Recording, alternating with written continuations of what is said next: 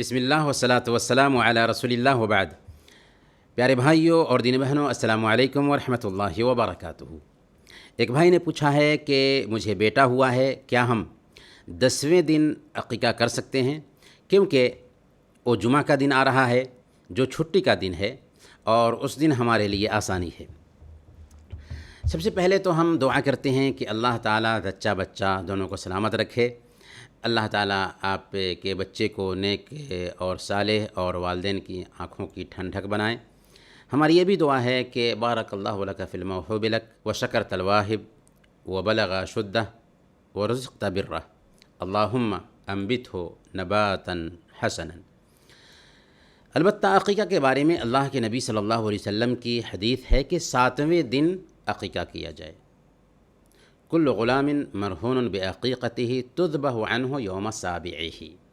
اگر 7ویں دن نہ کر سکیں تو 14ویں دن، اگر 14ویں دن بھی نہ کر سکیں تو 21ویں دن کر لیں۔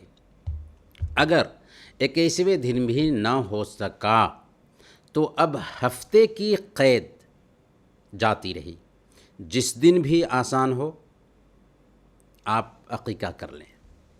رہی یہ بات کہ چھٹی کے دن آپ کرنا چاہتے ہیں جس میں آپ کے لیے آسانی ہے، جیسا کہ آپ نے کہا کہ 10ویں دن عقیقہ کرنا چاہتا ہوں، تو یہ آپ کے لیے آسانی ہے لیکن سنت کے خلاف ہو رہا ہے۔ سنت یہ ہے کہ 7ویں دن عقیقہ کیا جائے یا 14ویں دن کر لیں۔